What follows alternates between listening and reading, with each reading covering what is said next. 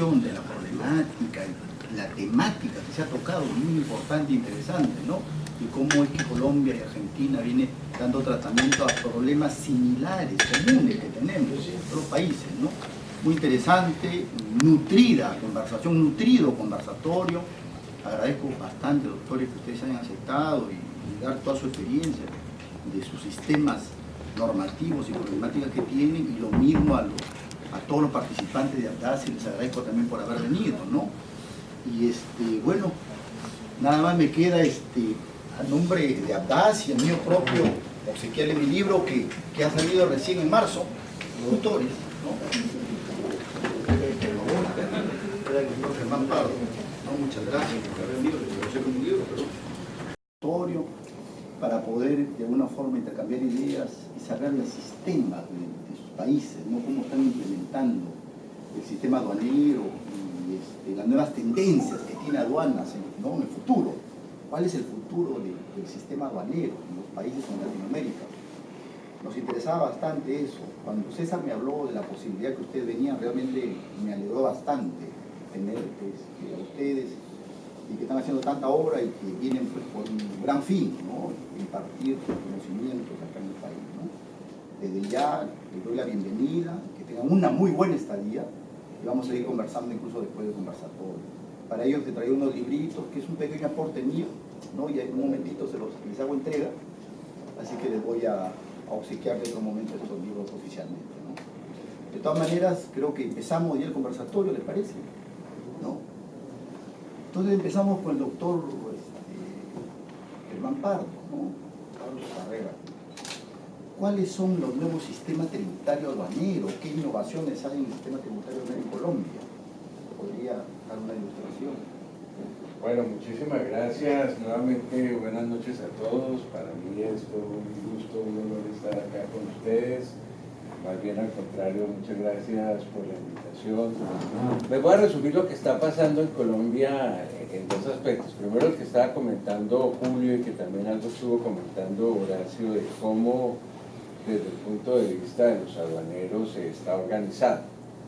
Digamos que hay, ya lo estaba comentando Julio, está el Instituto Colombiano de Derecho Tributario, que es una institución supremamente grande y fuerte.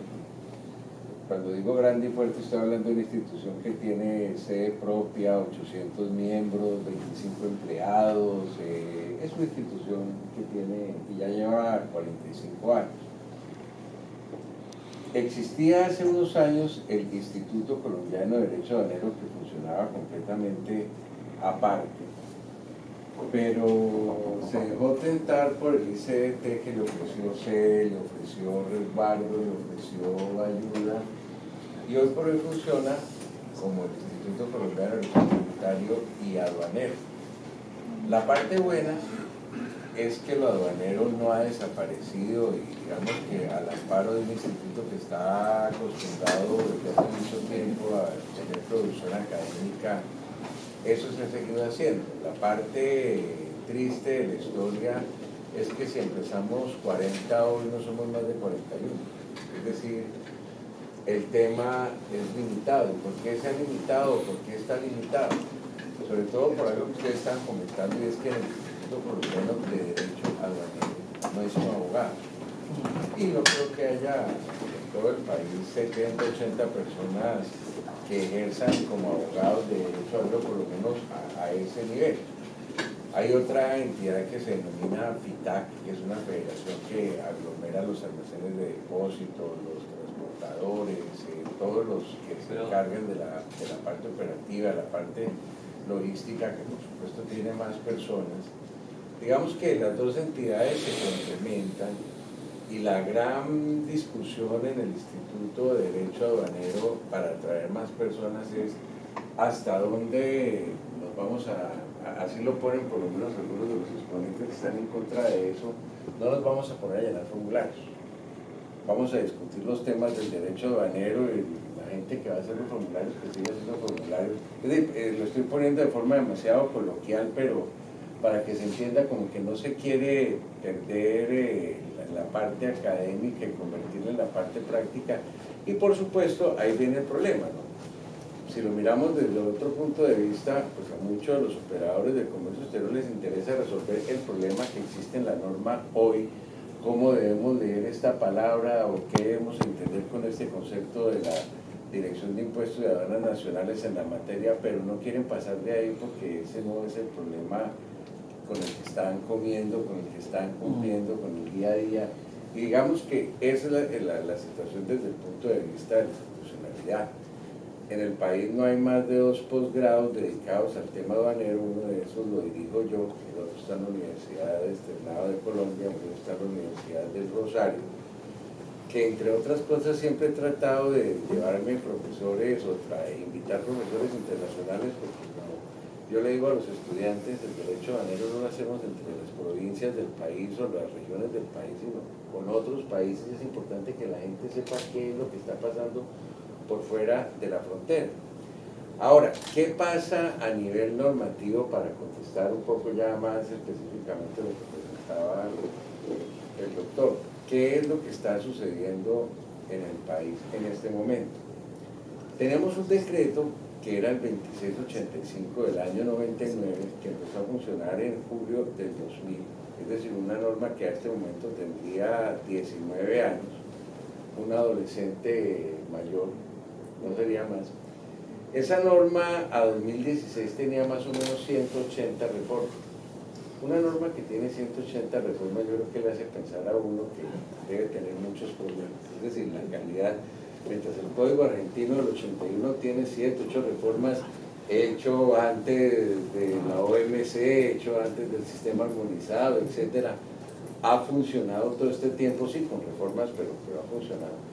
Allí teníamos 180 reformas y en el año 2016 se tiene una norma cuya finalidad era derogar ese decreto 2685 y comenzar con una norma que se armonizaba mucho más con Kioto, se armonizaba con las decisiones de la CAA, la 578, 671, 671, 621, 671, es malo para los números. Y sale esta decisión con un pequeño pecado, y el pecado era la vigencia escalonada. Para ponerlo en otros términos, comenzó a regir como el 20% del nuevo decreto, el decreto 390, empezó a regir desde el momento de la expedición, o que se decía que comenzara a regir, básicamente hasta ahora, el 20%. Mientras tanto siguió rigiendo el 2685, la norma que se pretendía reformar, y la razón era que la norma nueva necesitaba los sistemas informáticos actualizados para poder manejar todo con fundamento en tecnología, con fundamento en todo lo que está pasando a nivel mundial, poder acoger Kioto claramente. Eso es muy bonito decirlo, pero hacerlo además supone pues, una inversión grande. Para el 2018, cuando se tenía que tener ya el 390 rigiendo completamente, es decir, 2 años después de su expedición, se expide otra norma para ampliar el término 2 años y dejar vigente el 2685 otros 2 años, dejar vigente el 390 en lo que estaba rigiendo otros 2 años. Inclusive esta nueva norma reformó artículos que no estaban todavía rigiendo, etc. En última llegamos a una situación que era angustiosa desde el punto de vista de la seguridad jurídica. ¿Y qué es lo que está rigiendo? Teníamos tantas normas que no teníamos claridad de qué era lo que en un momento determinado realmente podía decirnos qué estaba pasando. Viene el nuevo director de la DIAN, Dirección de Impuestos y Aduanas Nacionales, que sería lo que aquí es una SUNAT, básicamente lo mismo. Y me parece que con buen criterio, viendo la situación, dijo, mira, hagamos una cosa, saquemos una norma que establezca qué es lo que está rigiendo hoy. Derogamos todo lo demás y con eso por lo menos vamos a tener qué es lo que está rigiendo hoy. Y cuando los sistemas ya estén adecuados para recoger la nueva legislación, sacamos una segunda norma que derogue todo lo que está vigente en este momento, pero que sea otra sola norma.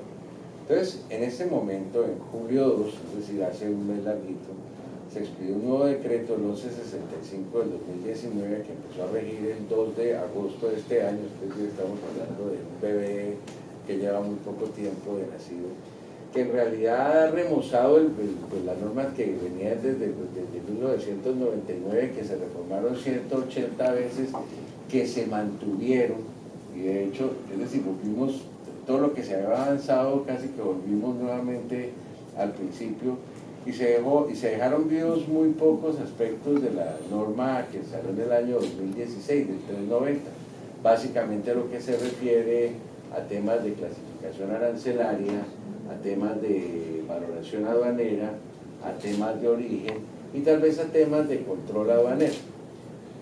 ¿A qué se le está dando hoy por hoy mucha importancia? Que entre otras cosas estuvo discutiendo también allá en Buenos Aires la semana pasada en el seminario internacional que organizó la Asociación Fiscal de Derecho Aduanero, a la figura del operador económico autorizado, que tiene toda la discusión que se está causando frente a esa figura, porque para nadie es un secreto que volverse o convertirse en operador económico autorizado, aparte de tener la disposición, hay que tener pues un dinero importante para poder adecuar todos los procesos de la empresa, todas las situaciones para que pues, pueda ser aceptada por todo el mundo. Al lado de eso, otra parte de situaciones, ¿no? La desconfianza normal que por lo menos en Colombia existe de lado y lado. Básicamente para las autoridades, todos los que nos dedicamos a la profesión somos o tenemos alma de contrabandistas, y para nosotros las autoridades todas son corruptas. Entonces, mientras vivimos en un lenguaje de ese estilo, por supuesto no podemos hablar de simplificar el comercio, de facilitar el comercio, porque no creemos los unos en los otros. Entonces yo no voy a dejar de controlar porque usted me está haciendo trampa. Es decir, ese es como el punto de partida. Y yo no le voy a dar a usted mi información, Dian, porque usted va a vender mi información, se la va a dar a mi competencia, va a hacer una cantidad de cosas que no son. Total, la figura del operador salió en el 2011 allí en Colombia, pues para comenzar a regir. A la fecha llevamos 84 operadores, es decir, en 8 años 84 operadores. ¿Ah? ¿En general? En general. O sea, importadores, exportadores. 84 en total. De esos, digamos que la mayor parte son exportadores, hay unos importadores, hay unos que tienen la doble calidad. O sea, yo los datos los tenía por ahí en un cuadro la semana pasada, inclusive los presenté en Buenos Aires, pero en ese momento, o sea, los tenía en el cuadro, no me acuerdo, si me acuerdo del número total, 84, y sé que son más exportadores que importadores. Tenemos 5 acuerdos de reconocimiento, uno de esos es la Alianza del Pacífico, de reconocimiento mutuo, el otro está con Corea, el otro está con la Unión Europea, el otro está con Israel, y el último no me acuerdo quién está, recuerdo que son 5. Y digamos que en eso básicamente estamos pendientes de que se actualicen los sistemas informáticos para ver si rigen normas que sean más sencillas, faciliten más el comercio, pero repito, seguimos todavía en ese pecado de que ni yo creo en las autoridades ni las autoridades creen en mí como regla general, y mientras eso siga de esa manera es muy complejo el funcionamiento de todo el sistema. Germán, ¿eso significa que la DIAN está activa con los operadores en general, importador, exportador? O sea que los controla, fiscaliza. Es una DIAN en ese aspecto. Sí, bueno, estos operadores tienen unas prerrogativas que son supremamente grandes, entre las cuales está la facilitación del control, ¿no? Es decir, o no se controlan o se les da prioridad para el control en el ánimo de no demorar sus operaciones. Además, la idea es que buena parte de sus operaciones las pueden hacer en su propia sede, ya no en la aduana, sino en su propia sede, etcétera. Estamos hablando de OEA. Estamos hablando de OEA. No, pero en general la DIAN, ¿cómo se está comportando con los importadores, exportadores? Bueno, no. Se supone que se está aplicando el famoso sistema de gestión de riesgo, que es parte del problema, porque el sistema supone realmente el manejo de la información, y eso es a través de sistemas y a través de aparatos de inspección intrusivo, es decir, aparatos de tecnología, y ahí es donde tenemos los grandes problemas. Yo diría que todavía hay mucho aspecto subjetivo, es decir, falta todavía mucho el desarrollo de esa herramienta de gestión de riesgos. Por supuesto, las normas las traen, contemplan los parámetros de riesgo, el tipo de mercancía, su posición arancelaria, cuál es el origen de esa mercancía, cuál es la posición del importador o el exportador respecto a su cumplimiento con obligaciones previas, cómo está su solvencia económica. Y el tema de su solvencia, la idea es que debe servir básicamente no para que tenga un mejor o un peor trato, sino para darle a la DIAN un parámetro de decir, oiga, si usted me está declarando que tiene un capital o que tiene un patrimonio mejor de 500 millones de pesos, hablando en dólares, pues pensemos de 130.000 dólares, algo por el estilo, o 150.000 dólares, ¿cómo es que usted puede realizar una operación de importación o exportación por valor de 10 millones de dólares? Por lo menos le va a servir de base. Claro, el comerciante se puede explicar y decir, mi importador me está apalancando, o me está apalancando el BBVA o el Banco Santander o no sé qué, y probarlo. Pero por otro lado, si no, pues evidentemente sirve de herramienta, de mecanismo para que se vea, bueno, aquí vamos a vigilar. Todo eso se está empezando a manejar, pero se va muy despacio porque pues, es difícil por la falta de tecnología, la falta de cruce de información. Entonces sigue siendo muy subjetivo el manejo de la vigilancia y pues sigue habiendo con eso pues, toda la corrupción posible.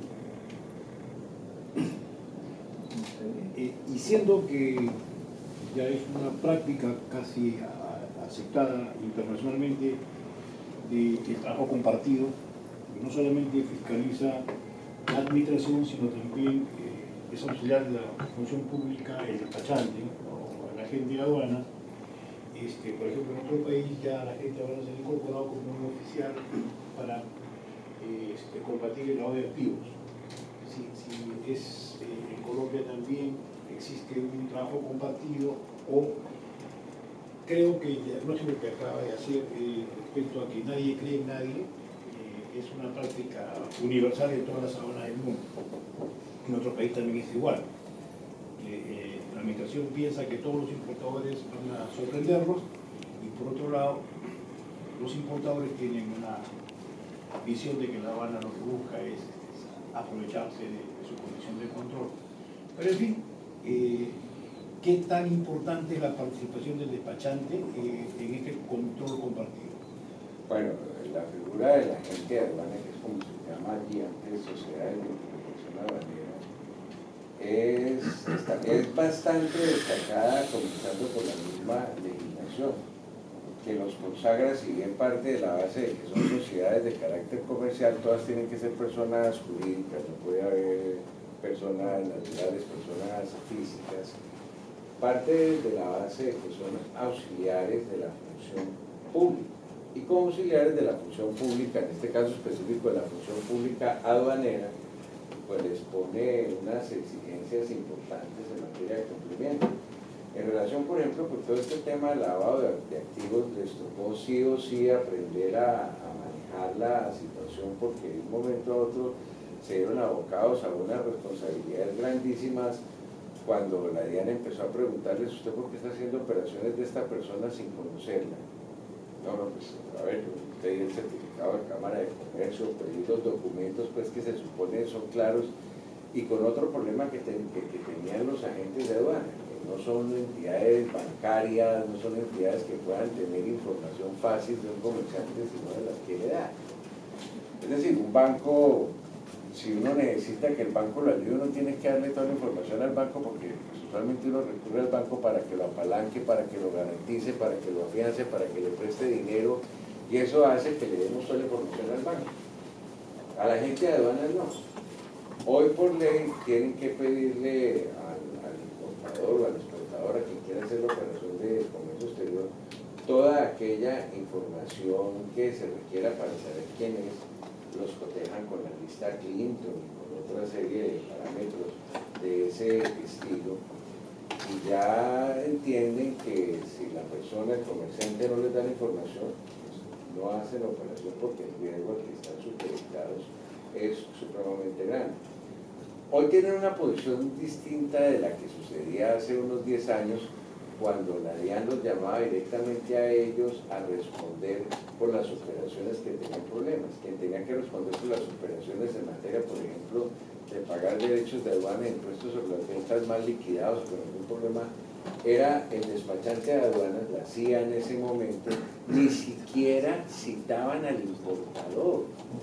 Si la agencia de aduanas perdía el proceso, después tenía un proceso civil contra el importador porque la aduana no citaba al importador, no era que entre los dos estuvieran respondiendo, no, era directamente, yo les decía a los señores de la DIAN en ese momento, lo que ustedes están haciendo con el agente de aduanas es más o menos que a mí como abogado me otorguen un poder para un divorcio, logre yo el divorcio de la pareja que me dio el poder y con la sentencia el divorciado sea yo. Eso era lo que se estaba haciendo. Sí, es absurdo, pero eso era lo que se estaba haciendo. Ya en ese sentido las normas son claras, la responsabilidad es directamente pues, del operador de comercio exterior.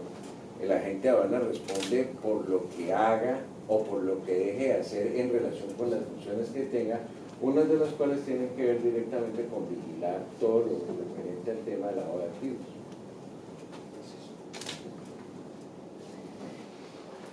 Germán, yo creo que sea insistente en esta parte, pero la DIAN en la parte de aduanas, o sea, corta mucho las empresas importadoras, tiene un afán recaudatorio, está detrás se siente eso, digamos, a nivel de lo que es el ambiente empresarial allá importador en Colombia. Yo diría que al empresario tradicional no se le molesta mucho para parte de lo que me estás preguntando. ¿Que tiene un afán recaudatorio? Sí.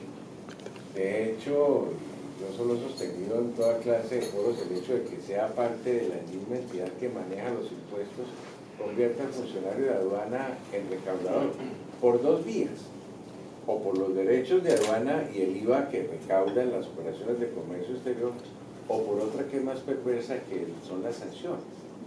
Cualquier cosa es objeto de sanción y son sanciones gravosísimas. Si por ejemplo yo importo una mercancía, obtengo el levante de esa mercancía, la mercancía la vendo porque la traje para eso, la aduana de todos modos tiene 3 años para hacer vigilancia, para hacer fiscalización sobre esa operación. Si a los 2 años, 11 meses, 29 días, entendió que hay algún problema con mi mercancía y me la pide y yo no la tengo porque ya la negocié hace 3 años, la pequeña multa, en cambio, de no entregar la mercancía equivale al 200% del valor de la mercancía. Es decir, que es absolutamente ridícula, que viola completamente el artículo 10 del GAD, que no tiene nada que ver con el acuerdo de facilitación del comercio, que habla de sanciones pues, que tengan relación con la cuestión, que sean disuasivas, etcétera. La parte sancionatoria es perversa, y eso más si se tiene en cuenta que se aplica todavía responsabilidad objetiva. Cometía la infracción, no me interesa por qué, usted me paga. Entonces el tema, y siguen las perversidades. Si usted se allana, le lo va a cobrar solamente el 40%, pero si usted se allana, le queda como antecedente de un incumplimiento. Muchas veces el comerciante, ante el lío que va a tener, dice, mire, de aquí a una cosa que además voy a tener perdida, porque esto es una cuestión de responsabilidad objetiva, pago el 40%, no sé qué, pero te queda como antecedente disciplinario, y si tienes no sé cuántos antecedentes disciplinarios te pueden quitar la licencia, el carácter de funcionamiento. Es decir, en esa parte me parece que la legislación es perversa. Ahora, en la materia tributaria, porque finalmente arancel, origen y valoración, todo tiene que ver con impuestos, por supuesto están pendientes para esos 3 temas. La clasificación arancelaria será interesante no para hacer finura arancelaria de que se clasifique bien la mercancía, sino cuando considera la aduana que si lo hubieras clasificado de otra manera estarías pagando mayores derechos de aduana y por consiguiente mayor impuesto sobre las ventas. El tema del origen, pues hombre, también se va a discutir por la misma razón. El certificado de origen, la no aceptación de la prueba, el pedir bases para el certificado de origen, etcétera. Todo está dado porque pues, si yo acepto el origen o no cobro o cobro menos. Y el tema de valoración pues sigue en los mismos principios de siempre. Yo incluso traje para mañana una parte que es para la exposición que va a hacer en Cámara de Comercio. Sí. Una parte que me parece que puede ser muy básica, finalmente es un cuadro comparativo. entre Bruselas y la concepción positiva, porque yo siento que la aduana en Colombia sigue aplicando Bruselas. Sigue, sí, es decir, es que es mucho más sencilla, es mucho más fácil hablar de un valor normal, hablar de un valor que se puede encontrar, que además es la misma filosofía que practican los impuestos internos, ¿no? Por lo menos en Colombia todos están basados en el precio comercial. ¿Cómo averiguo el precio de un inmueble? Hombre, mire la revista especializada o la página web especializada donde le dice en una ciudad como Bogotá, en ese sitio, un metro cuadrado, ¿cuánto vale? ¿No? Eso sabemos que no es lo que ocurre en aduanas. Ahora, hágaselo entender a la aduana. Ese es el problema. Ese es el problema. La conclusión tiene un montón de trabajo. Sí. Disculpe, y siguiendo con esas perversidades, no sé si, bueno, aquí tenemos algo más perverso, ¿no? Es que el funcionario aduanero tiene un bono por recaudar. Allá también. No. Precisamente en la Argentina eso fue y fue expresamente derogado. Porque generaba denuncia mansalva y muy antiguamente, allá por la década del 60, era más perverso todavía, porque frente a la denuncia pasaba por tesorería y cobraba, sin saber qué iba a pasar con la causa. No, expresamente fue eliminada porque entiendo que las recomendaciones de la OMA hace que se deroguen este tipo de incentivos. Va todo a renta general. Allí no solamente lo hace la aduana, sino hay un órgano de la policía auxiliar de la función aduanera que se llama la Policía Fiscal y Aduanera, la POLFA es la sigla, que además le ponen metas de aprehensión de mercancía. Yo lo llamo otro tipo de falsos positivos, entendiendo por falso positivo el cumplir con una meta de la manera como sea.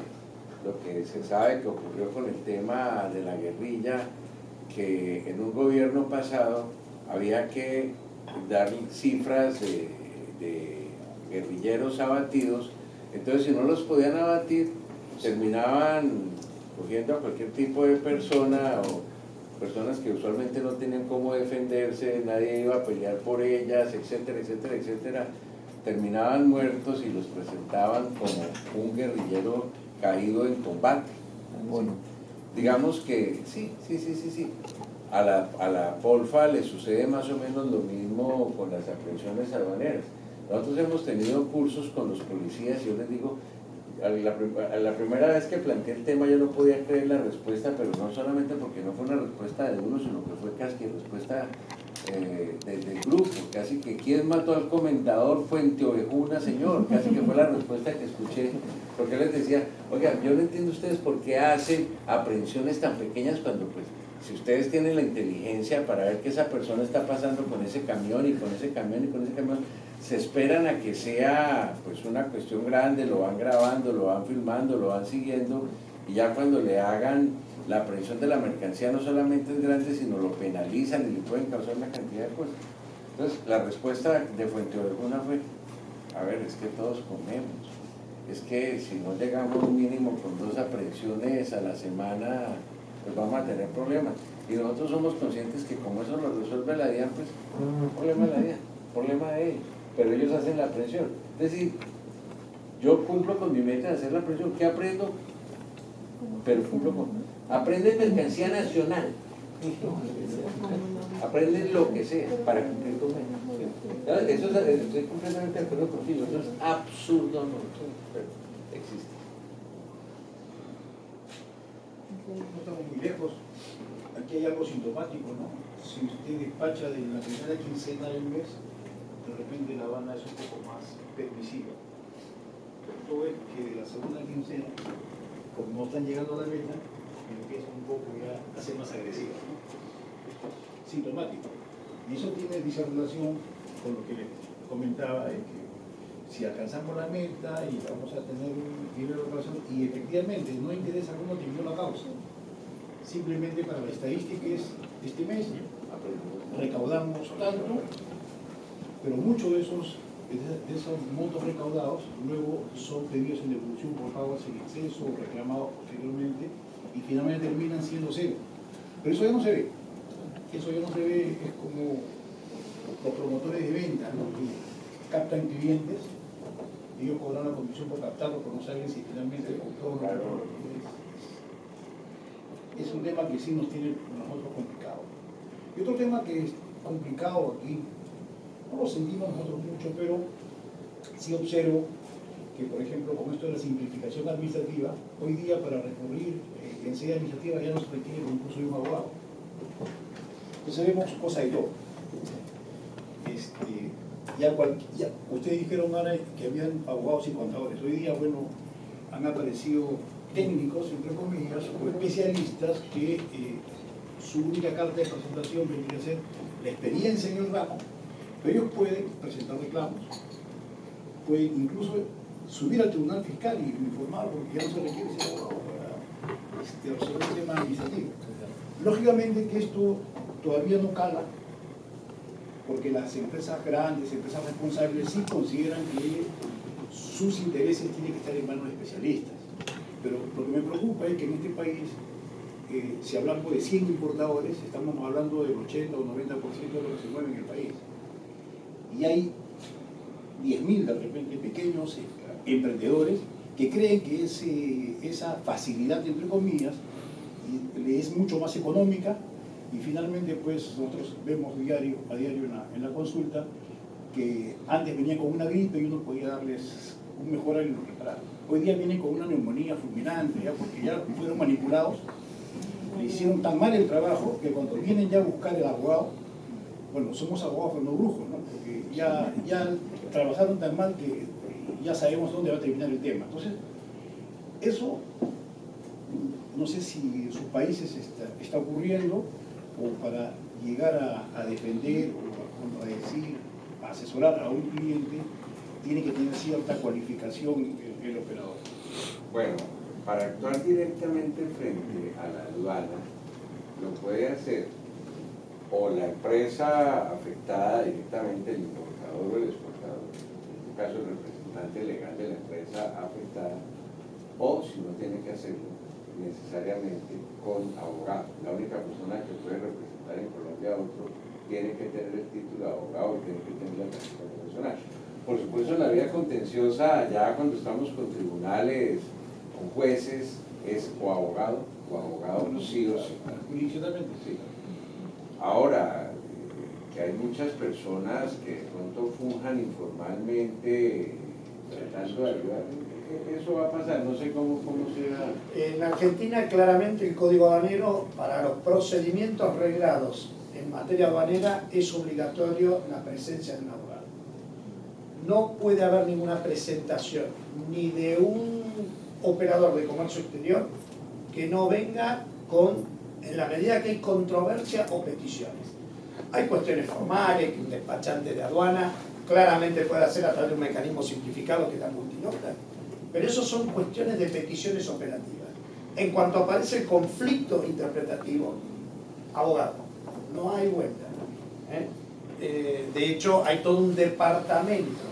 Ustedes piensen que en cada aduana del interior del país, el director de la aduana, como se lo llama ahora, en mi época era el administrador, es juez administrativo. Y hay una sección sumaria que resuelve toda esa cuestión. En el ámbito de la ciudad de Buenos Aires, con la aduana de Ezeiza, hay un departamento de procedimientos legales aduaneros que tiene un juez administrativo específico. Lo que decidan estos, o bien tribunal fiscal, o en algunos casos justicia federal, vía demanda contenciosa o apelación directamente a juez federal con jurisdicción en esa aduana. ¿Se puede haber una instancia o dos? Siempre tenemos dos. A ver, el tribunal fiscal es un tribunal administrativo, así que desde la perspectiva constitucional argentina tiene que tener control de legalidad de la justicia. En el caso del tribunal fiscal, al ser un tribunal único con jurisdicción territorial en todo el país, sede en Buenos Aires, el control de legalidad lo hace la Cámara Nacional Contenciosa Administrativa Federal, que es el Poder Judicial Pleno. Y de ahí, eventualmente, recurso extraordinario ante la Corte, sistema análogo a como tiene Estados Unidos. Tenemos una Corte Suprema con un control de constitucionalidad difuso. En cambio, si no me interesa ir al tribunal fiscal, voy por demanda contenciosa ante un juez contencioso administrativo federal de primera instancia. Y ahí sí es revisable por la misma Cámara. Y después, Corte Suprema, si da el caso. ¿El recursal fiscal es una opción?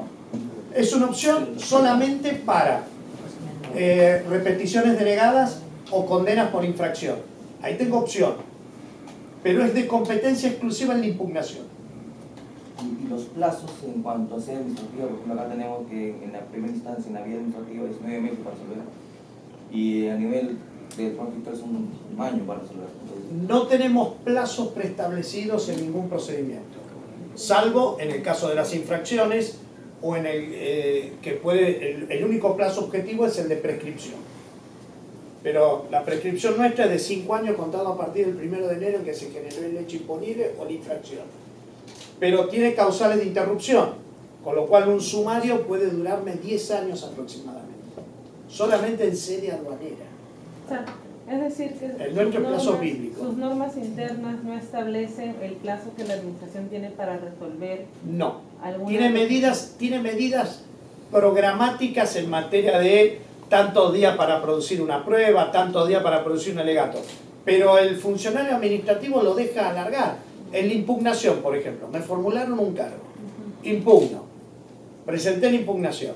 Si yo no muevo el expediente, ese expediente puede tardar 10 años, porque no hay un plazo. Claro, por ejemplo. Obviamente, si hay una demora, la ley me permite ir al Tribunal Fiscal a través del mecanismo de amparo por demora en resolver la administración, pero no tengo muchos mecanismos para agilizar. Por eso los trámites en la aduana argentina son muy largos en ese sentido. Bueno, lo que pasa es que acá, por ejemplo, nuestros trámites contenciosos derivan de lo que es nuestro código tributario. Y tenemos 20 días para interponer un recurso de reclamo y la administración se tiene que demorar 9 meses. Si se demora más, no corren intereses moratorios. En el caso de apelación, son 15 días para interponer la apelación y el Tribunal Fiscal tiene un plazo de 1 año para resolver. Y si Nosotros se tenemos tarda más, plazos para interponer, en eso sí, obviamente, porque tiene un orden. El problema es que no tienen un plazo para resolverlo. Entonces, el que maneja el timing es el abogado. Les doy un caso, que es real.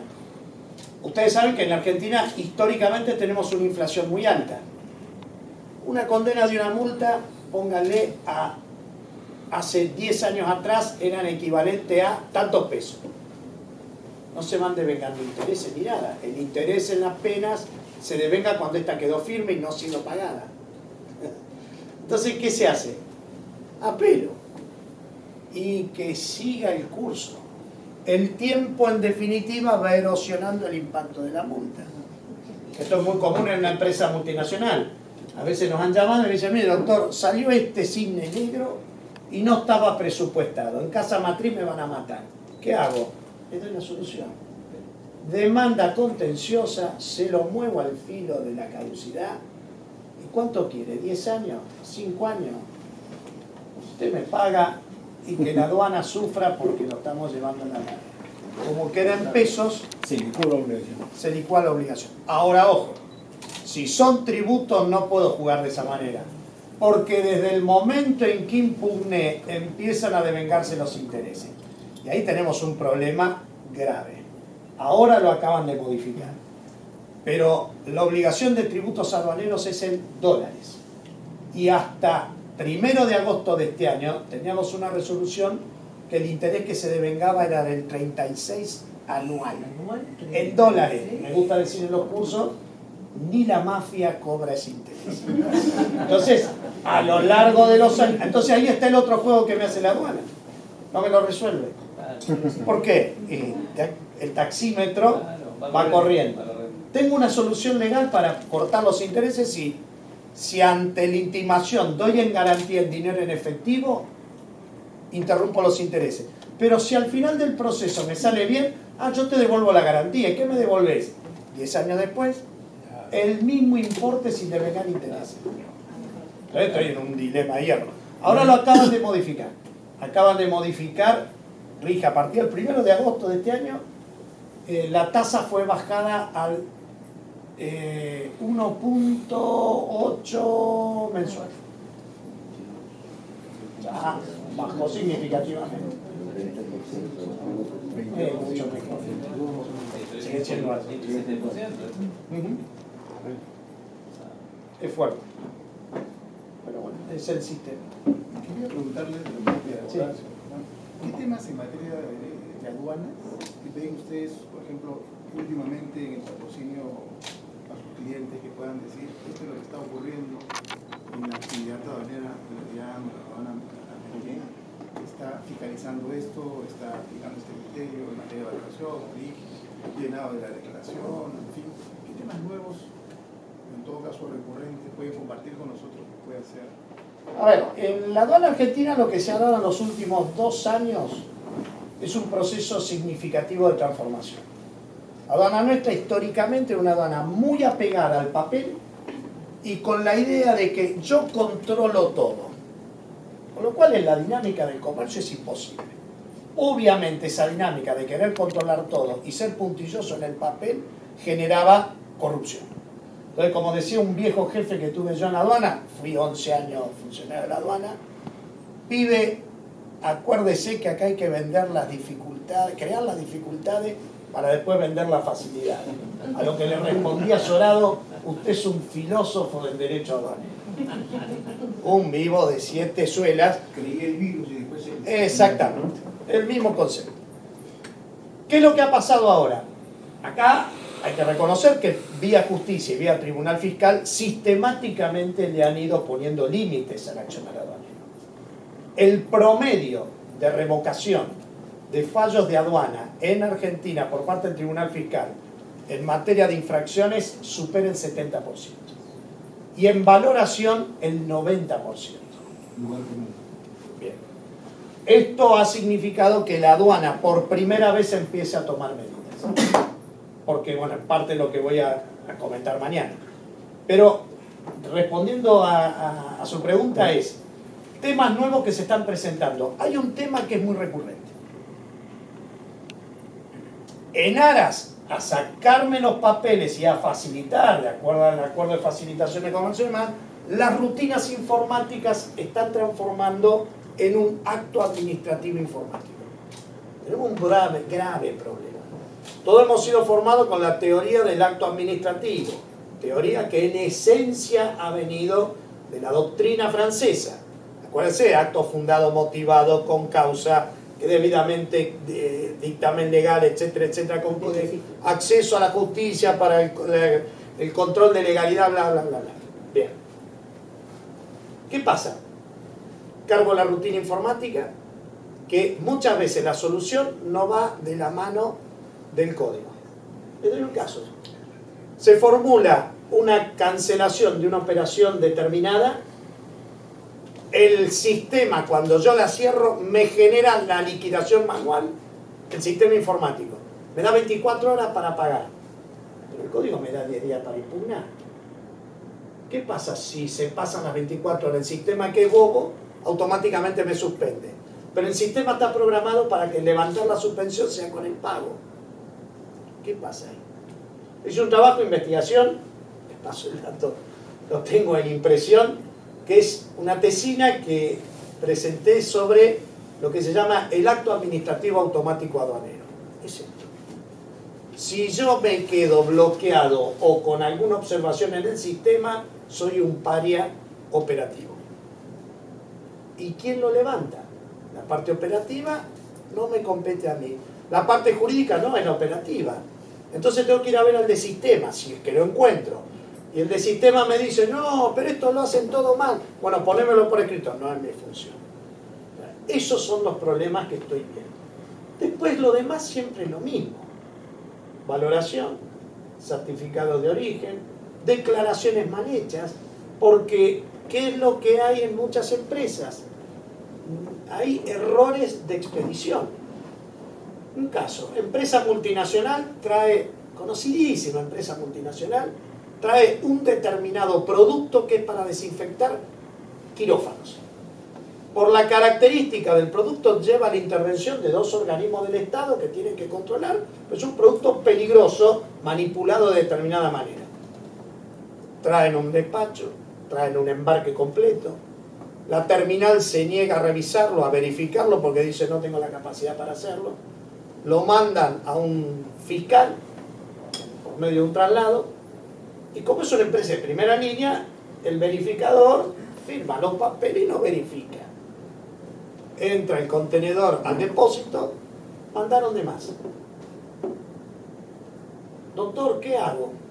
Mi consejo, destruyan la mercadería que vino de más. Que se embrome la casa matriz y mandó equivocadamente. Yo le contato, pero lo que no está, no se encuentra.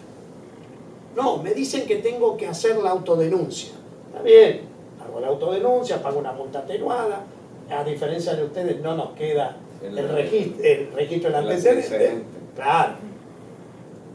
Y le digo, mire que estoy mandando al frente al verificador que de buena fe me firmó el cumplido. No me interesa, acá ya lo decidió. Claro, ¿quién decidió? Una cosa en la realidad argentina, lo decidió una directora en Brasil y el legales está descentralizada, como está pasando en muchas de estas empresas, de Chile. No tiene idea. ¿Qué es lo que hice? Ponérselo por escrito. Miren que vamos a mandar al frente a un verificador que obró de buena fe confiando en ustedes y ustedes están haciendo ahora una autodenuncia. ¿Qué mensaje le estoy diciendo? Desde el momento que yo presente, como decimos allá, la verificación va a ser a cara de perro. Porque te voy a cortar hasta los pelos de la cabeza. Problemas logísticos, problemas de documentación que está mal confeccionada. En Argentina tenemos muchos problemas con documentación, el flujo entre Argentina y Brasil es muy grande, documentación mal hecha en Brasil. ¿Por qué? Por problemas de los brasileños. Tengo un caso que me están discutiendo. En Brasil no tienen derecho de exportación, pero para algunas posiciones arancelarias tienen un impuesto interno que se genere el hecho imponible con la emisión del certificado de origen. ¿Qué hacen estos para no pagarlo? Ponen otra posición. Cuando llega el certificado, el aduanero argentino, que ya está avispado, dice, papi, esta posición no va a este producto. Me invalidan el certificado, me hacen una denuncia. Está bien, la jurisprudencia ya dijo que no es denuncia, porque en el Mercosur no hemos negociado partidas arancelarias, sino todo el universo de mercadería. Es un mercado común. Bueno, pero fíjense como un problema de otro país me lo trasladan operativamente a mí. Así que otro de los problemas que hay sistemáticamente es que en el Mercosur tenemos una dispersión arancelaria muy grande. No tenemos consolidados los aranceles. O sea, no tengo 3 aranceles, tengo 20. Y que impacta de determinada manera. Entonces la discusión si va por esto o va por aquella es eterna. En cuanto el importador tiene la posibilidad de que vaya o interpretar que tributa menos, la aduana tiene la misma posibilidad de decir que va por la que tributa menos. Así que eso es otro de los problemas recurrentes que tenemos. ¿Qué pasa en Colombia? Es decir, hay muchas cosas parecidas a lo que está narrando Horacio. Evidentemente los problemas tradicionales siguen siendo los mismos: valoración, clasificación, origen, sanciones. Le agregaría como cosas novedosas o que se están viendo ya de una manera diferente lo que tiene que ver con propiedad intelectual, que es un tema que está empezando a tocar de manera fuerte, y lo que tiene que ver con cumplimientos de acuerdos comerciales, que a veces porque los entienden de diferente parte, o mejor, los países pactan algo en sus acuerdos y después se les olvida decirle a la gente cómo se hacen y ellos mismos se enteran de cómo se hacen y entonces se crean problemas grandes. Con esto de propiedad intelectual, la norma viene como el año 2006, pues básicamente es el desarrollo del artículo 51, creo, del APIC, la suspensión para despacho, bien sea para importación o bien sea para evitar la salida de esa mercancía. Digamos que durante mucho tiempo al tema no se le puso ninguna atención, entre otras cosas, porque pues, los aduaneros no tenían ni idea de qué les están hablando, ni tienen por qué tenerla en principio, no tienen la capacidad, la preparación, el conocimiento de ese tipo de materias. Entonces, digamos que durante mucho tiempo esa norma estaba muerta. Hoy la aduana ya tiene una experiencia mayor, sabe que en muchos casos no los puede manejar ella, pero ya detecta por el comerciante, por la zona por donde llega la mercancía, por el tipo de mercancía que puede haber un problema. Entonces, la aduana no sabe si esa zapatilla que dice Adidas es Adidas, pero sí sabe que puede haber algún problema, le notifica o no hablemos de notificar porque eso tiene una consecuencia. Le avisa al representante de Adidas diciéndole, oiga, mire, creo que hay un cargamento que de pronto, le cuento que me están ingresando por la aduana de Barranquilla un cargamento de zapatillas Adidas que pues por quien lo ingresa yo pienso que puede haber problemas, ahí le cuento, usted verá si inicia la denuncia formal para que se le suspenda el despacho o si no, y ya es una cosa que están haciendo con frecuencia. Por supuesto aquello que es obvio, un licor adulterado, un cigarrillo, cuestiones de estas, inmediatamente las aprenden y las destruyen, ¿no? Ahora, las mismas normas aduaneras establecen que si hay un problema de propiedad intelectual, pero al mismo lado hay un problema aduanero o un problema penal, pues primero se le da relación a lo penal, segundo a lo aduanero y en tercer lugar al tema específico de propiedad intelectual. Pero eran temas que antes no se veían, ahora se están viendo. El tema de los tratados, lo pongo con un ejemplo que exactamente tiene que ver con Argentina y que ha generado, por lo menos tengo unos pleitos grandes en esos rubros. Leche.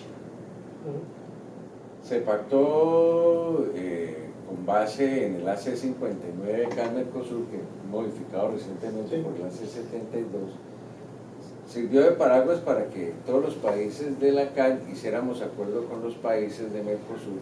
Y en el acuerdo que nosotros hicimos con Argentina, quedó que productos como la leche, que Colombia en principio no le interesa comprar porque allá hay ganado y hay leche, pero pues Argentina dijo no, si vamos a armar una zona de libre comercio, de pronto algo más en el tiempo, denme un contingente y vamos ampliando el contingente y vamos disminuyendo el arancel, que es básicamente la forma como siempre funciona esta temática. Y digamos que así se hizo con la leche. Pero en el caso específico de ese contingente se dijo, bueno, se fija o se fijó en el acuerdo, pero se dijo, lo va a administrar Argentina. Hasta ahí digamos que es la literatura del problema. ¿Qué pasó en el tema práctico? Por ahí es el año 2011 ocurrió lo que allí denominamos, creo que también se denomina aquí de la misma manera el famoso fenómeno del niño, pero no era el niño sino de la niña. El niño de sequía, la niña lloraba todo el tiempo, se anegaron los campos, se murió mucho ganado, tuvimos todos los problemas y en últimas falta de leche, falta de productos lácteos. Se fueron los importadores, Nestlé, o sea, las grandes compañías que requieren la leche, usualmente leche en polvo como producto básico para el desarrollo finalmente de sus alimentos, a comprar leche argentina y todos compraron la leche argentina casi sin ningún problema. 3 años después aparece la DIAN diciendo, usted usó o sin hacer uso del contingente arancelario pagó un derecho aduanero reducido y ahora me tiene que pagar la diferencia con los intereses. La pequeña diferencia que ahora explico el problema, pero usted pagó el 9% del arancel, era el 95%, págueme la diferencia, como el arancel es base para el IVA, págueme la diferencia de IVA, págueme la sanción por corrección. Estamos hablando de unas monstruosidades de dinero que quiebra cualquier empresa, es decir, dineros que no se cobraron. ¿Y qué fue lo que pasó? Argentina era el que tenía que fijar quién administraba el contingente, todo lo referente al contingente. Entonces Matelone, hermanos, me acuerdo que para ese año fue la empresa Matelone, una empresa grande allá en Sí, la Serenísima, la número 1. Bueno, entonces la que iba a manejar el contingente tenía, por decir cualquier cosa, 2.000 toneladas y al 9%. Ninguna empresa fue a Matelone, es decir, cualquiera que supiera que eso existía iba a caer derecho allá para aprovechar el 9%. No, la gente va a comprar la leche donde la consiguió porque no tienen la más mínima idea de que eso existía. Una norma que saca la Secretaría de Alimentación, Agricultura y Pesca, algo así se llama. Sí, Secretaría de Agricultura, Ganadería. Ganadería y Pesca, la publica en Argentina y ahora la DIAN le quiere hacer valer efectos en Colombia. En Colombia no fue publicada, pero eso es problema suyo. Entonces el importador usted tiene que saber absolutamente de todo. Tenemos por ejemplo problemas como eso. ¿Qué pasó desde el punto de vista práctico y por qué esta gente pagó un arancel reducido? Llenando la declaración ante el sistema informático, porque tienes que hacer todo ante el sistema informático. ¿De dónde trae su producto? De Argentina. ¿Tiene certificado de origen? Sí, tengo aquí mi certificado de origen. Arancel, 9%, no sé qué. Nadie estaba siquiera enterado de qué era lo que pasaba. Ahora la DIAN está reclamando esos pequeños dineros. Yo tengo con una sola persona en un par de demandas del orden de 36 millones de dólares involucrados sin contar intereses. Es decir, y ese tipo de problemas se está viendo en otros aspectos. Narro uno que conozco mucho, que es ese, porque a poder una empresa que tiene ese problema, pero conozco otros tantos que tienen como origen también la aplicación de los acuerdos comerciales y el desconocimiento de la aduana de esos acuerdos. Allí tenemos otro problema. Las autoridades administrativas del país, cada uno va por su lado, a pesar de que son parte de la rama ejecutiva del poder público y que deberían comunicarse, no tienen la más mínima idea la una de lo que hace la otra. Entonces se crean unos problemas, aquí ellos mismos no están coordinados. Aquí, después de haber estudiado toda la situación, ¿qué descubrimos nosotros? Que algún día la Secretaría de Agricultura, Ganadería y Pesca le avisó a nuestro Ministerio de Industria, Comercio y Turismo sobre cómo había quedado el contingente arancelario que le ha sobrado leche. El Ministerio le avisó a la DIAN y la DIAN se enteró que eso existía y de pronto alguien dijo, oye, aquí podemos hacer un buen agosto, podemos sacar un buen dinero, y empezaron a molestarse con eso. Pero ni siquiera sabían, ni siquiera se habían comunicado. Y además, repito, el sistema informático ponía la arancel que la gente pagó. Un poco lo que él dice, en Argentina se está implementando, yo espero que antes de fin de año ya esté operando al 100%, la ventanilla única electrónica. Bucea, le llamamos. Bucea, igual que nosotros.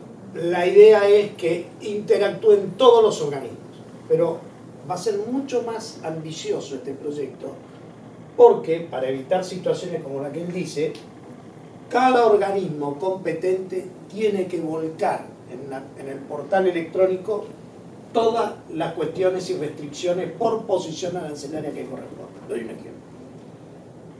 Hay algunos productos que regula alimentarios, el SENASA, que es el organismo del Estado de salubridad en este tipo de situaciones, sobre todo en materia de carnes, vegetales y demás, que tiene que exigir una serie de requisitos, certificados, etcétera, etcétera. Pero ellos no definen quién en definitiva va y viene.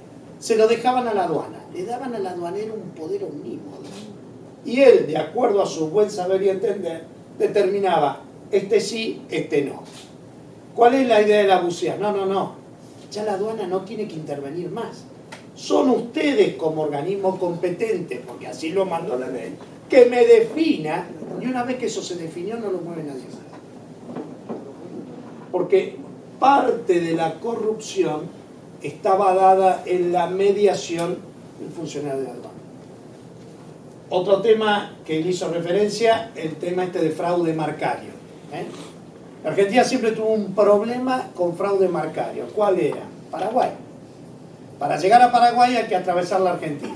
O de Uruguay a Paraguay, atravesando Argentina. Puede llegar de otro lado, pero lo habitual es eso. Paraguay en muchas cosas hace las cosas bien, pero otras cosas es una gran usina de fabricación de mercancía adulterada. Adulterada, falsa, pirata, como la quieran llamar. Salió una ley en la Argentina que prohíbe toda circulación y o destinación de cualquier naturaleza, entran los tránsitos, entran todo, de mercadería adulterada, falsa. Pero tomando el guante de lo que dijo Germán, el aduanero no es un experto. ¿Qué hizo? Hizo un registro gratuito. Todo aquel que tenga un producto en el que es sensible y demás, venga, regístrese, que cuando yo veo un despacho de zapatillas Adidas, el aduanero no sabe si esas Adidas son falsas o truchas. Como decimos, Yo le mando un mail y usted me dice. Y funcionó bárbaro.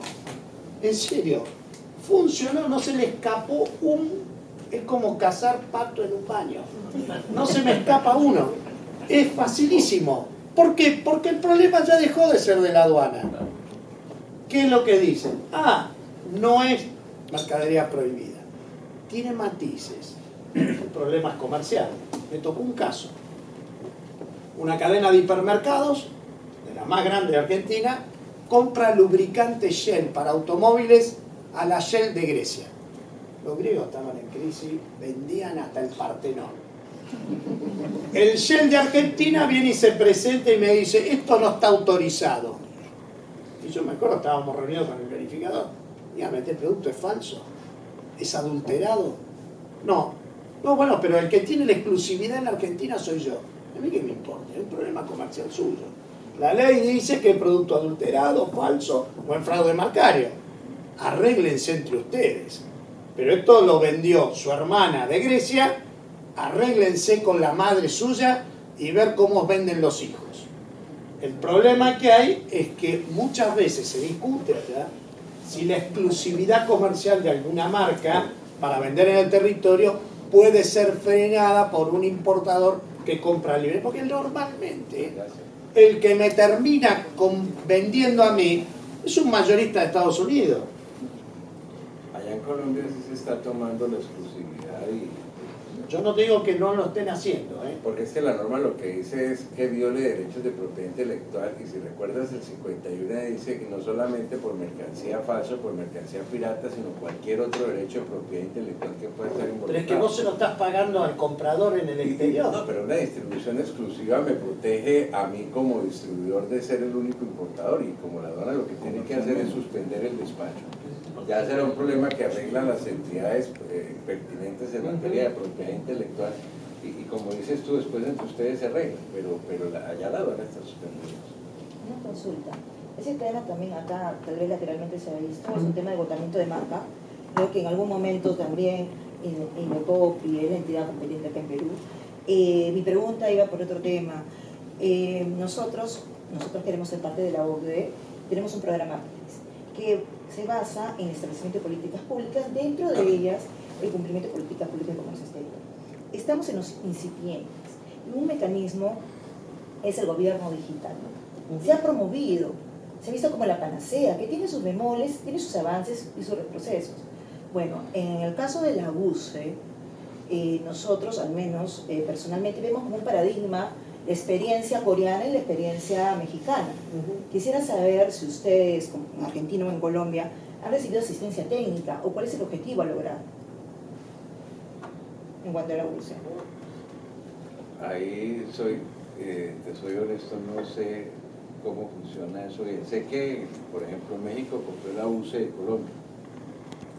Sí. La ha repotenciado, porque uno ingresa a la página web de la UCE mexicana y es sorprendente, es una de las mejores del mundo. Y es más, tiene unos altos indicadores. Si uno ve, acabo de leer el índice de competitividad del Foro Global, uno de los estándares de los 12 pilares precisamente es la TIC, la conectividad, porque no solamente la infraestructura física, sino la conectividad es lo que permite el progreso y determina los indicadores de logística, del Banco Mundial, etc. Nosotros, la verdad, en Perú estamos recién en pañales en los temas de infraestructura. Creo que Argentina y Colombia nos han aventajado, pero sin embargo estamos avanzando. Les digo por eso, mi pregunta está enfocada porque veo que han expuesto problemas que han tenido con las TICs, pero quisiera que nos muestren algunas experiencias positivas que han tenido con ese tema. Le explico un poco lo que han hecho en Argentina. Primero, consiguieron financiamiento bueno, barato y de buena cantidad de un organismo multilateral. Segundo, se empezó a trabajar de cero, sin ningún tipo de prejuzgamiento. En lo posible, participó la aduana, pero no era la que llevaba la voz del voto cantante. No voy a poner a cuidar al gallinero al sol. Primera cuestión. Se consiguieron técnicos expertos en materia logística, en esta materia y demás. Se contrataron estudios con materia de expertos en derecho aduanero para asesorar cierto armado. Se hizo un demo, se distribuyó entre distintos operadores y en el caso concreto de una empresa, digo el nombre, Carrefour, fue tomada como empresa modelo para ensayar. Tomaron una empresa que exporta e importa mucho. Carrefour es un gran exportador para sus sucursales de productos típicos de Argentina y además es un gran importador de prácticamente todas las gamas del universo arancelario en materia de alimentación y demás. Entonces, es un poco ensayo y error. Lo están perfeccionando, está funcionando y demás. Los comentarios que son buenos, y dicho por funcionarios que están trabajando en la BUCE, que me constan, muchos de ellos son expertos en derecho aduanero, me dice que donde viene la mayor resistencia es de la aduana. O sea, si tomamos lo que les comenté al comienzo, una aduana acostumbrada al papel, a fuerte discrecionalidad, al control absoluto, no les gusta la BUCE. Es que la transparencia es un principio y la transparencia es la equidistante de la corrupción. Pero por eso mismo, creo que ese es un mecanismo buen aliciente, porque acá en Perú, la Secretaría de Gestión Pública, la PCM, lidera todo el gobierno digital. Y uno de los mecanismos va derivando en comercio exterior. Mincetur es el encargado de administrar. Y como usted dice, saca del plano a la aduana peruana, pero sin embargo se tiene que interconectar. Sí, no, eso está fuera de discusión. Acá la BUCE fue creada como una entidad autárquica. Tiene una supervisión del Ministerio de Modernización, pero nada más, es un control porque satelitalmente tiene que girar dentro de una órbita ministerial. Pero la BUCE arma, programa, administra, tiene toda una estructura y de hecho ya han puesto, porque la vi la vez pasada, en el edificio histórico de la aduana, una oficina específica de coordinación y bueno, hay mucha expectativa que esto empiece a cambiar significativamente toda esta operativa. Me han dicho lo mismo de la BUCE, que está la firma, porque no iban a llegar, y sobre todo con todo este movimiento político que hay en la Argentina, a modificar algunos artículos del Código Aduanero, por empezar, y ahí sí aplicar un principio recomendado en el Acuerdo de Facilitación de Comercio, la mercadería nunca más rehén. La mercancía no es más rehén de cualquier investigación de la aduana. El camión o el vapor o el avión no puede estar parado a la descarga de que estos señores resuelvan su problema. Cualquier diferencia, garantía y sale a discutir a otro día. Lo mismo con una denuncia por infracción, se va la mercadería, se entrega en el acto, se constituye electrónicamente la garantía y se libera la mercadería. Así como se levanta la pena aduanera, como se diría. No, va después la investigación. ¿Pero qué me hacía la aduana? Me tenía de rehén. Imagínense, yo para liberar una mercadería en un régimen normal, 2 meses. Hace poco hubo un problema de 2 buques que trajeron autos usados, donde la aduana presumía que era una mercancía que estaba manipulada en origen en cuanto al odómetro, ¿no? Entonces inmovilizaron los vehículos, se mantuvo un tiempo inmovilizado, inclusive ni siquiera levantando el acta de movilización. Se hizo una suerte de comillas de movilización, bloqueo según la... Sí, el bloqueo informático. Entonces, al final la aduana ha tenido que levantar todas las inmovilizaciones porque objetivamente no ha encontrado alguna inconsistencia. Entonces, y eso generó, por ejemplo, que el importador no podía numerar en una tasa de efectivo consumo de 10% y en el interín subió a 40%. Entonces, tributariamente le afectaron a los importadores por cada auto $2.000 aproximadamente, ¿no? Entonces el daño económico que se hizo al importador fue tremendo. Claro, el control de la aduana también está ahí, ¿no?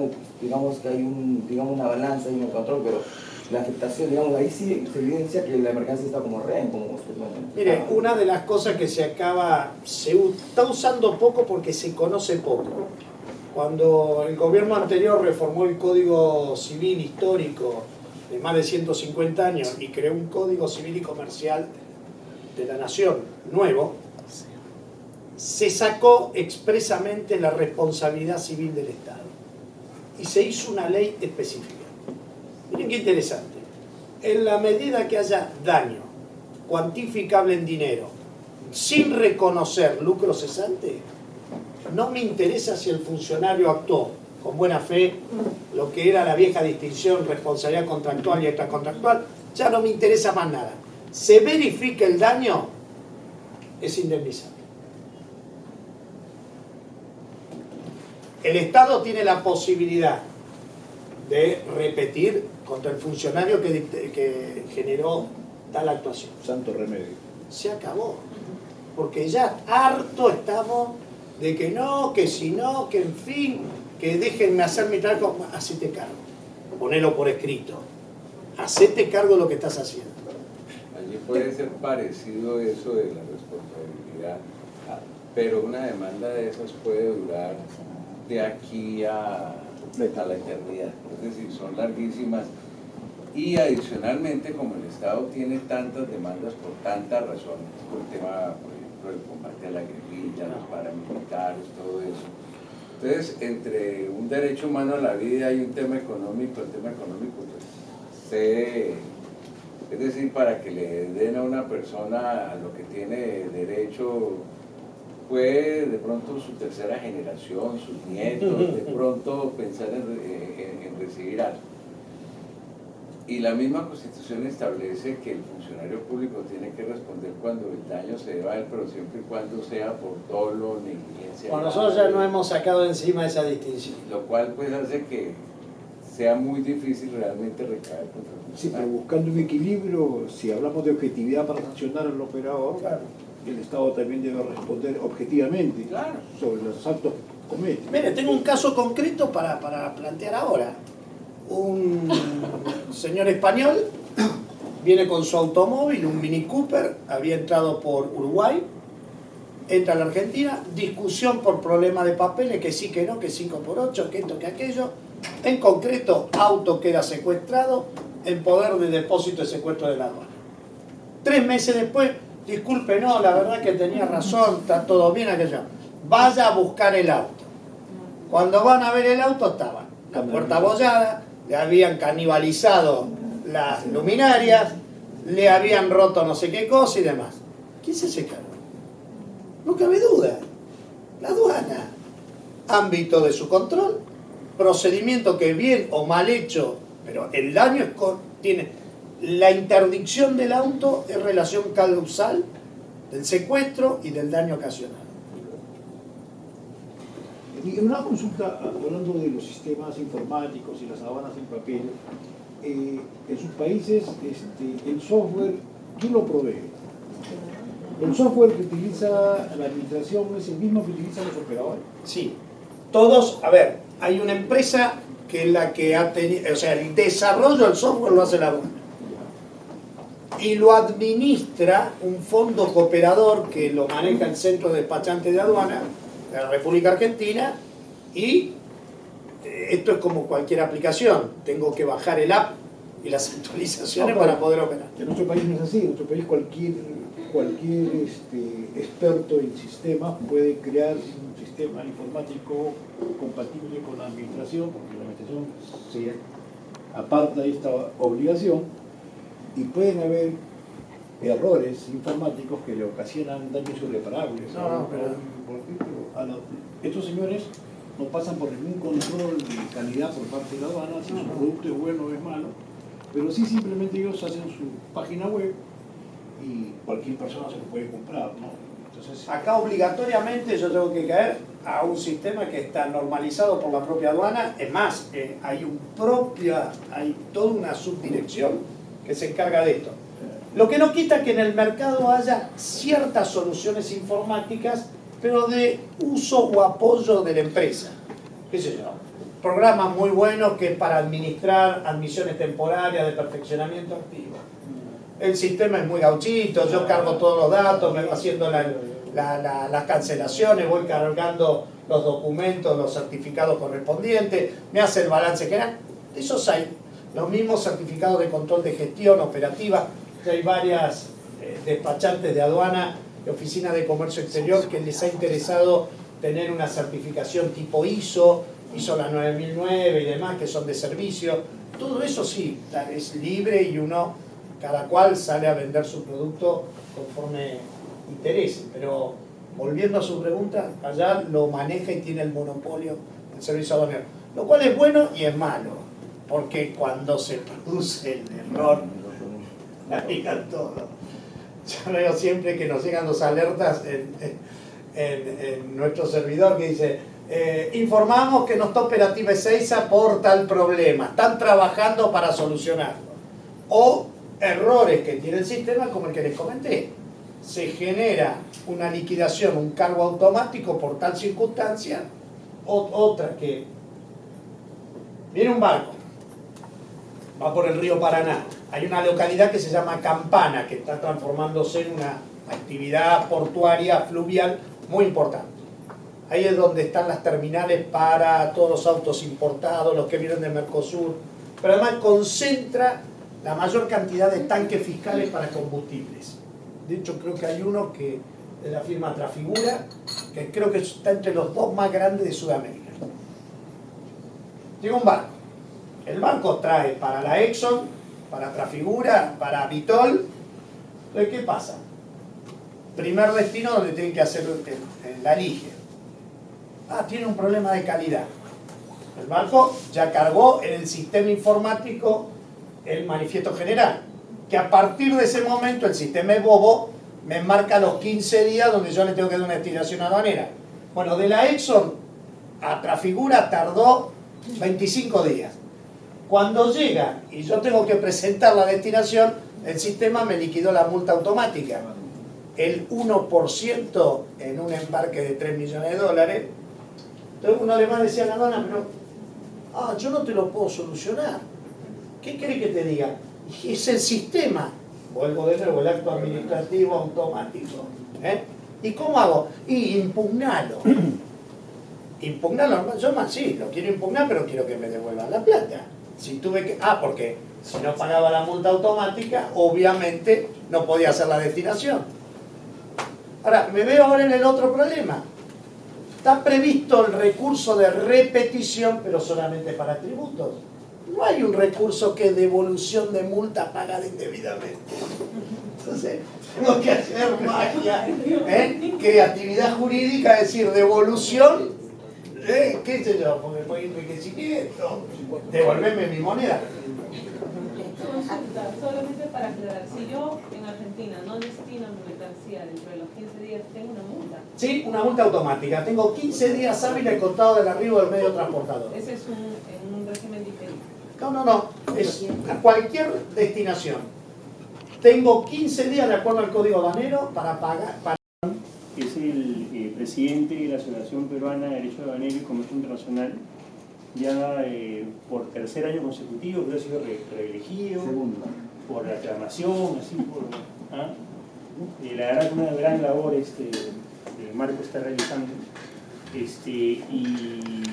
tuvo la iniciativa con César también, a través de Eduardo, de poder congregarlos a hoy día, aprovechando que están aquí.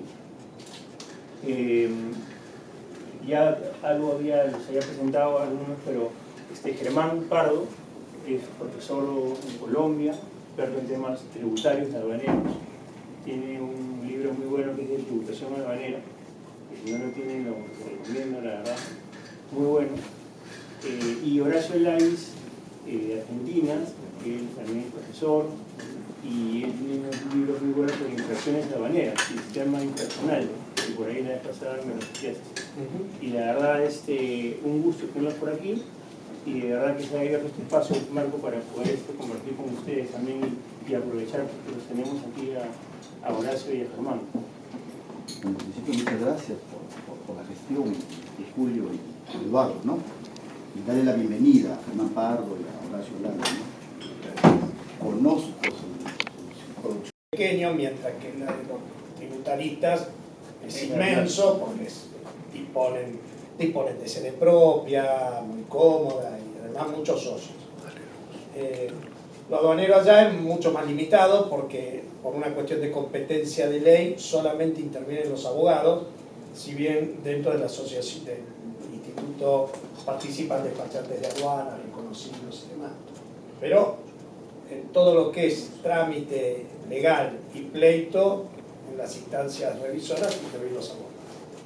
Eso nos ha generado alguna pelea interna ya con algunos abogados y contadores, porque nunca supe por qué los contadores querían tener competencia en lo aduanero y siempre nos pusimos firmes. Y cada tanto tenemos alguna remesón porque quieren modificar la ley donde permitan que los contadores puedan firmar. Y le digo, ¿por qué? O sea, yo no pretendo firmar balances, ¿por qué venís a hacer mi trabajo? Bueno, es que somos muchos y tenemos poco trabajo. O sea, yo no pretendo hacer el trabajo del médico ni del ingeniero, pero bueno, es un poco la... Bueno, siempre lo tributario es mucho más grande que lo aduanero, ¿no? Siempre especializado, es un grupo pequeño, ¿no? Pero lo interesante es que así estábamos organizados, hemos crecido bastante con César y con Marco, la verdad, y creo que se vienen haciendo cosas muy interesantes. Don Marco Gomán. Buenas noches.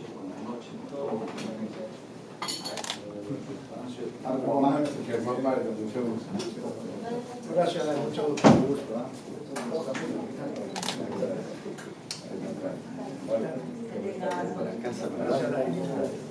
¿Cómo están, jóvenes? ¿Cómo están? Y que hacen una actividad bien interesante en la parte académica. Y en Argentina está la Asociación de Estudios Fiscales y una asociación aduanera, ¿no? Lo que tenemos es el Instituto Argentino de Estudios Aduaneros, que sí, que fue fundado ya en la década del 70. Y somos más de 300 miembros. Digamos el Instituto Madre. En la Asociación Argentina de Estudios Fiscales lo que hay es una comisión de aduanas. Ezeiza, que ha quedado mucha mercadería y además es un almacén fiscal monopólico, el del administrador del aeropuerto, un grupo empresario muy fuerte. Y esa mercadería, desde el momento que entró al almacén, empieza a correr el taxi. Las fichas del taxímetro, pic, pic, pic, pic, pic, y ellos no dicen nada. Porque en rigor de verdad, si han pasado 1, 2, 3, 4 años, podría haberle avisado a la aduana podría haberla subastado y demás. Hasta que por ahí se acuerdan y vienen con el reclamo. Me estás debiendo tanto de almacenaje. ¿Por qué? No, si yo no lo traje, que no, que... Señor, usted recibió la notificación de la guía aérea, si no la rechazó en una semana. Yo entiendo que usted aceptó este contrato tácito de contrato de almacenamiento. Terminan negociando, se imaginan, porque ahí hay otra discusión. De acuerdo al Código Aduanero, los depósitos fiscales cobran tasa de almacenaje. Bien. Pero ¿qué interpretan? En la época que se hizo el Código Aduanero, la tasa de almacenaje, los únicos almacenes, como dicen ustedes, nosotros decimos depósitos fiscales, eran los estatales. Todos estos son concesionarios privados. Dicen, ese 1042 del código no se me aplica a mí. Ah, sí, y es un tema quién mide fuerzas. Estamos siempre esperando quién lo lleva a juicio. Y lo que queremos decir es que esa norma es de orden público. El único que me consta que lo ha llevado a juicio, vamos a ver porque se demoró mucho por una cuestión de competencia, es la firma Inditex, que es la titular de la marca Zara. Y que, como todo español, levantiscos, no se aguantaron la presión del señor Aeropuerto 2000, entonces está en juicio. Así que vamos a ver qué pasa, estamos todos esperando. Por eso los mediadores tratan de arreglar rápido, cosa de que no quieren que llegue ninguno de estos temas a juicio. Porque vienen con cifras millonarias. Entonces le digo, así que me estás reclamando $1 millón y pico de dólares. Bueno, haceme juicio. Él va a correr el riesgo de pagar la tasa de justicia del 3%. 3 por 1 a 3, vas a poner $30.000 de tasa de justicia sin saber que lo vas a ganar. Retrocediendo un poco el tema del control de mercancías restringidas, prohibidas.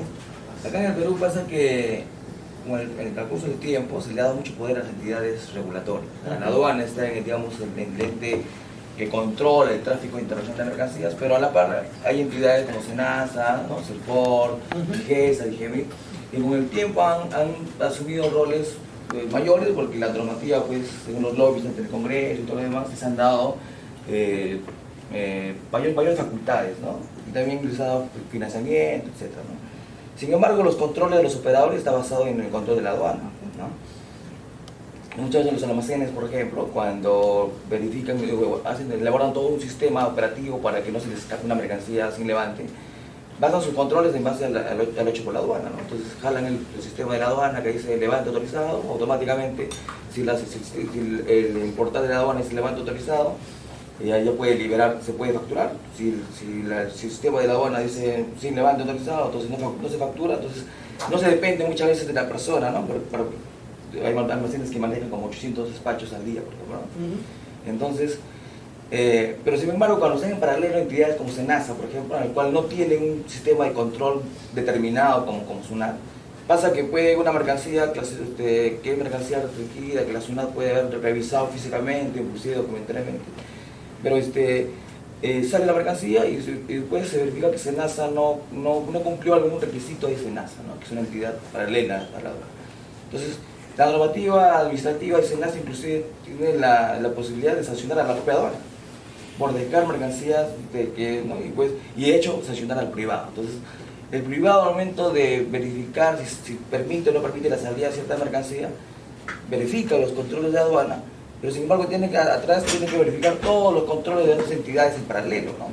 Como SENASA, el GEMIT, DIGESA, CERFOR, etc., ¿no? Regla de oro es: si el que autoriza el libramiento, o como le dicen otros, el levante, es la aduana, para poder levantar la mercadería, a ese momento intervinieron todos.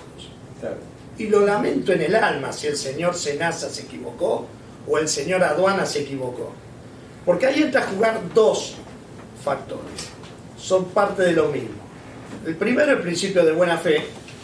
Y desde el punto de vista administrativo, que me gusta enmarcar más esto, el principio de confianza legítima. Señor, si usted me dijo que está bien, yo lo lamento en el alma. Entonces, salvo que haya habido un tema de documento apócrifo y demás, que estoy frente a un delito. Pero la verdad es, hermano, estas son las reglas de juego. En la Argentina hay una discusión en materia de prohibiciones, porque hay prohibiciones absolutas y relativas. Muchas veces la prohibición absoluta es para aquella mercadería absolutamente prohibida. Por ejemplo, si yo quisiera hacer una exportación de un yacimiento arqueológico del Cusco, obviamente me van a cortar los dedos, ¿no es cierto? Es absolutamente prohibido. Ahora, hay un montón de mercancías que para ser importadas o exportadas tienen que cumplir con una determinada cantidad de requisitos sanitarios, de salubridad, etc. Muchas veces la reglamentación me dice que ese documento es exigible ¿cuándo? Al registro de la destinación o al libramiento. Si es al libramiento, si al registro lo tenía mal el documento, lo puedo sustituir. Si es al registro, al piste perdiste. Porque la aduana va a decir, a este momento me mentiste, declaraste incorrectamente. Entonces, acá lo que hay que tratar de hacer en los reglamentos es poner un justo equilibrio para dar seguridad a la aduana, pero también al usuario aduanero. En consecuencia, discutimos después allá la diferencia entre prohibición y restricción. Barrera tiene un muy buen trabajo que ha escrito sobre ese tema, donde hay que hacer una diferenciación. La Corte Suprema Argentina se expidió en dos oportunidades sobre este tema. Uno, el caso Nate, donde claramente dice, acá rige el principio de legalidad. Y no me puede la aduana interpretar analógicamente si está alcanzado o no por una prohibición o por una restricción.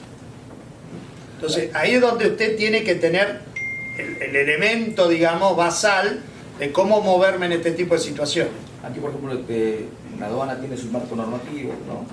Y las sanciones de otras entidades son independientes, ¿no? Por ejemplo, si no cumpliste una regulación de SENASA, SENASA te sanciona independientemente si la SUNAT te dio el levante o no. Y cuando se recurrió al SUNAT, y SUNAT, tú me diste levante, y yo te doy levante, pero bajo mi normatividad aduanera, ¿no? Lo que pasa es el que levanta, el que da la orden del levante, en el caso nuestro, que es clara la ley, verificado y abonado los tributos, la aduana dispondrá el libramiento de la mercadería.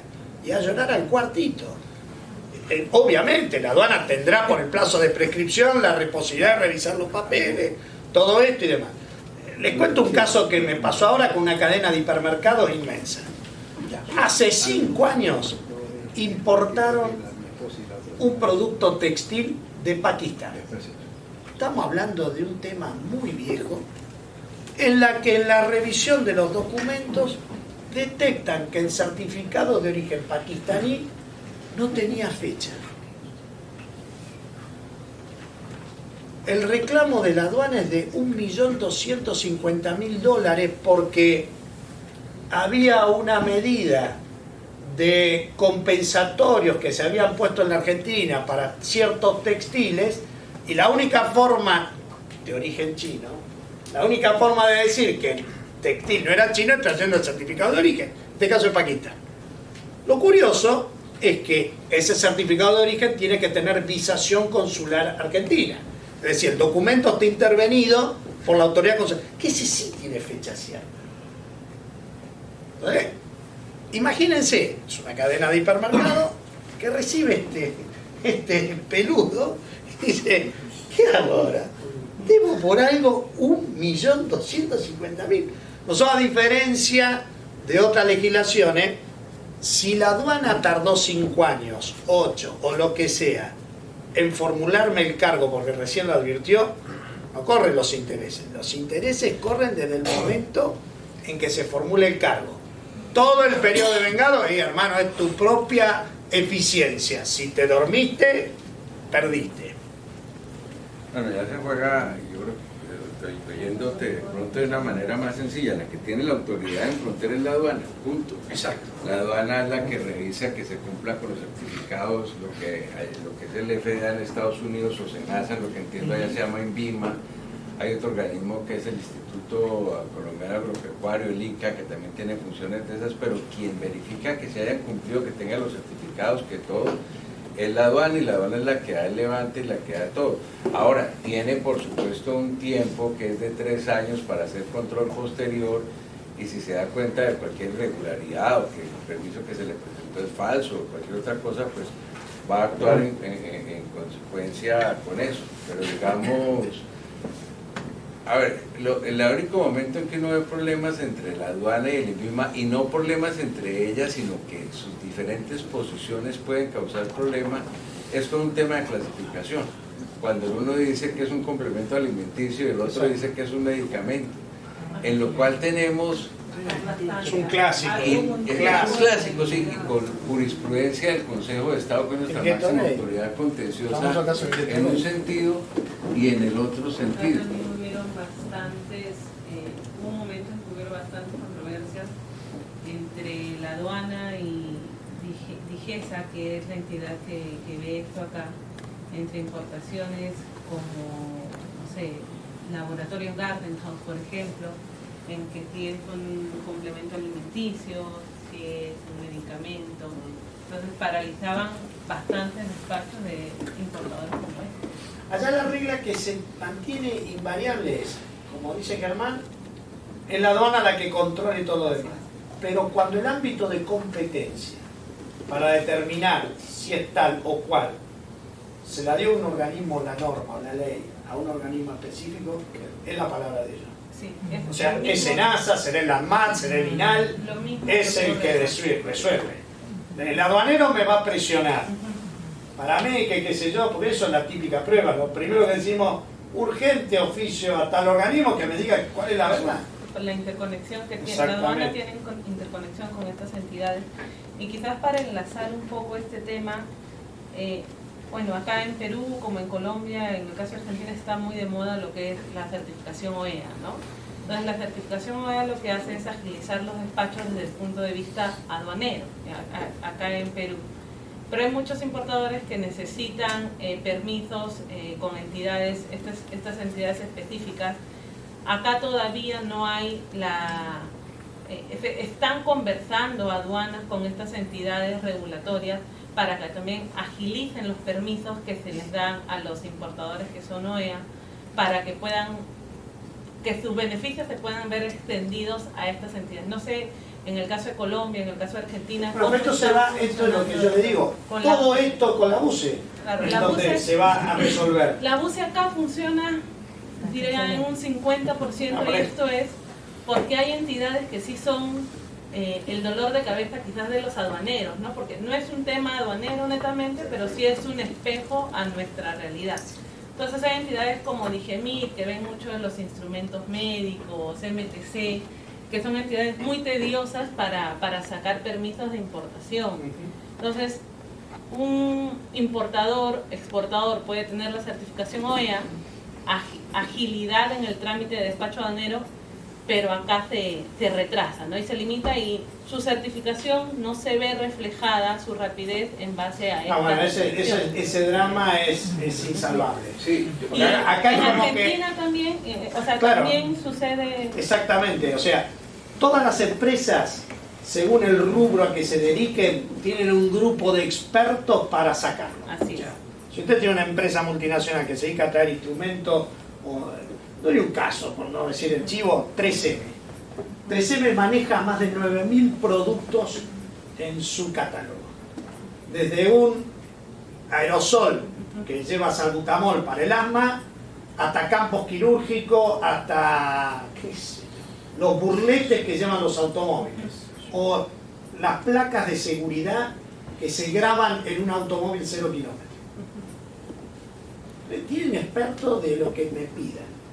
Entonces, obviamente que para la parte de instrumental médico y demás, tienen todo armado un departamento que obtiene los certificados relativamente rápido. Las cadenas de hipermercado manejan también, allá el organismo que es esto es el INAE, es el que se encarga de los alimentos. Los frigoríficos con SENASA, y así estamos. O sea, hay organismos que funcionan relativamente bien. Otro dato que tengo que decirle, a través del Ministerio de Modernización se implementó prácticamente el TAD, trámite a distancia, donde cargo todos los datos.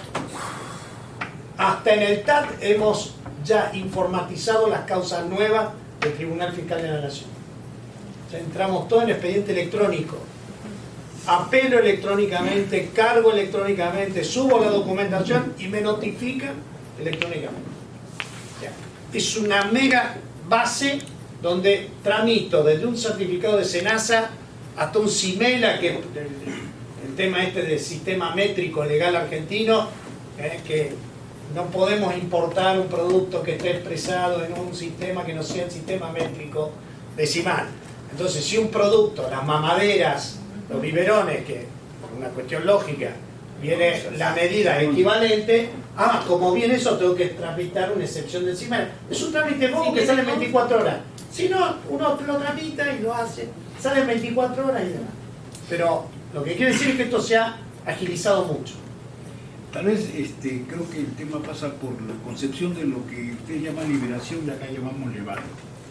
Levante, doctrinariamente, nuestra legislación se deformó totalmente.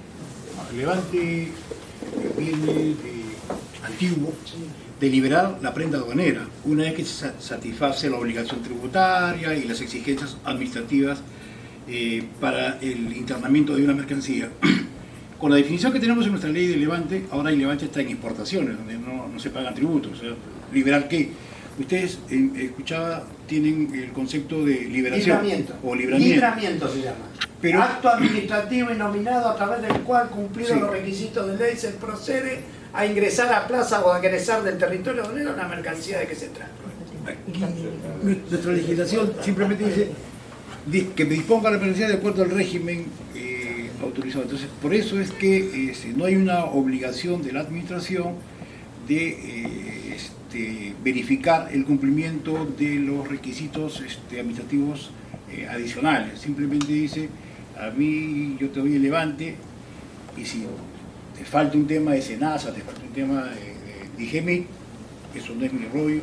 Es más, tenemos incluso las acciones de control extraordinario, que la aduana te ha dado el levante de la mercancía y a los 10 minutos viene otra unidad de la propia administración y te dice, voy a revisar tu levante, y no está de acuerdo con la opinión del Eso tenemos algo parecido nosotros, porque según el canal de selectividad, obviamente ha pasado más de una vez que a 2 cuadras estaba una comisión de aduana y vuelve a verificar y demás. Eso por un tema interno para evitar corrupción y demás. Pero tomando lo que usted me dice, sí, claro, es cierto. Precisamente por eso los codificadores en la Argentina quisieron ser precisos con el término, que es el libramiento. libramiento, acto de autoridad aduanera. Se discutía antiguamente si debería ser un acto expreso, escrito y formal. Se entendía que era un acto tácito, que cuando el verificador firmaba el papel que se llama el cumplido, ya estaba libre. Tenemos eventos que vamos a realizar. Muchas gracias.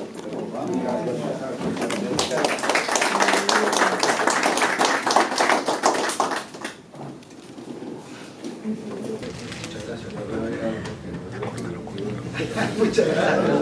Muchas gracias. ¿Salimos o no? Sí, claro, todos salen.